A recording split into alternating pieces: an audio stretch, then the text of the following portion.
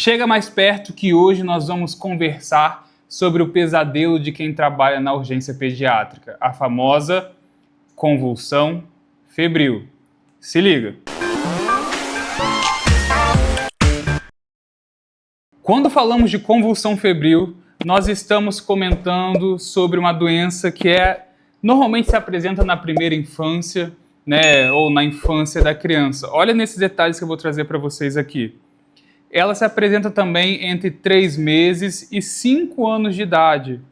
É importante que a gente coloque isso na cabeça para vocês terem a noção, né, daquilo que você está procurando no paciente. Além disso, ela está, obviamente, convulsão febril associada à febre. E para você chegar na conclusão desse diagnóstico, você tem que pensar que é um paciente que não tem evidência de infecção em algum outro lugar, né, em algum outro sistema que justifique isso que está acontecendo, além do sistema nervoso central, é claro. Então, é necessário que alguns quesitos iniciais, né, alguns requisitos iniciais sejam preenchidos para, sim, você abrir sua cabeça para convulsão febril.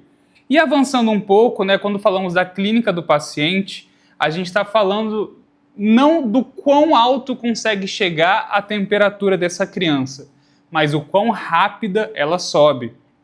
Então, muitas vezes a mãe chega no plantão falando que eu tenho medo da criança ter convulsão porque ela chega até a 40 graus de febre. Mas não é muito isso o perigo, e sim o quão rápido ela sobe até chegar nesse patamar. Então, um fator de risco aí é a rápida elevação da temperatura do paciente.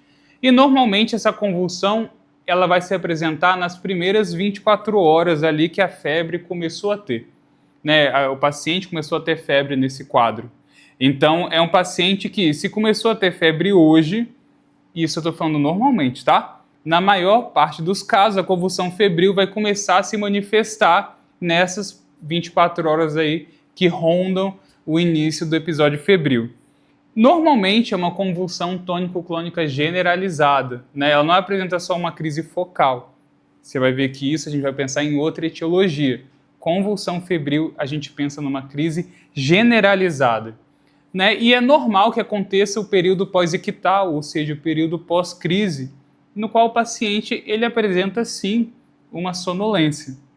Só que a sonolência da convulsão febril, nessa hipoatividade pós-convulsão febril, ela tem uma duração menor, mais ou menos de alguns minutos a algumas horas.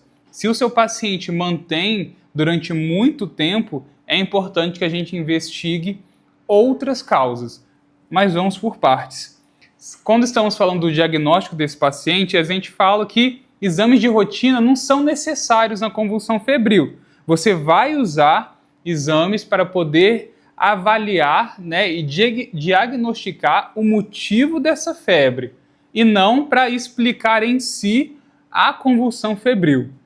Se a criança tiver mais uma convulsão um pouco mais complexa ou até focal, aquele período pós-ictal prolongado, igual eu conversei com vocês, tiver com algum déficit neurológico, né, ou algum sinal de alguma doença grave subjacente, e aí sim é necessário que você prossiga com a investigação nesse caso. E aí, Matheus, como é que eu vou prosseguir com essa investigação? Você vai prosseguir com líquor, para excluir, né, os casos de meningite, e encefalite em pacientes menores de 6 meses de idade. Né? Se tiver presente sinal meníngeo, sinal de depressão do sistema nervoso central, né, ou muitos dias de febre, e criança que não esteja totalmente imunizada ou que já esteja em uso de antibiótico. Já o uso desse antibiótico pode mascarar um pouco uma outra infecção que possa estar acontecendo nesse paciente.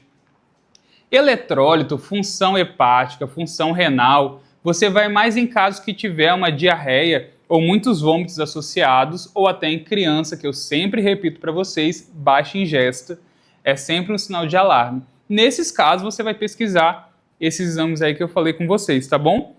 Tomografia de crânio, ressonância magnética, mas se tiver com alguma anormalidade focal para esse paciente. Tratamento.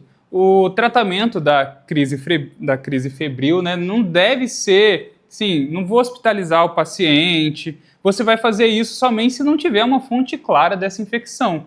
né, depois que a crise cessou e teve um período de observação, você já consegue liberar, caso não se mostre nenhuma gravidade, ok? Existe uma discussão se vale a pena fazer o tratamento anticrise, né, um antipirético na crise, ou se não tem muita validade isso nesses casos. É um tema polêmico que está em discussão, mas vira e mexe, vocês vão ver no plantão, se a criança está tendo uma crise febril, sim, acaba fazendo, né, por exemplo, um dipirona para ele. Mas sempre é necessário medidas de suporte, tá bom? Isso a gente não está em discussão.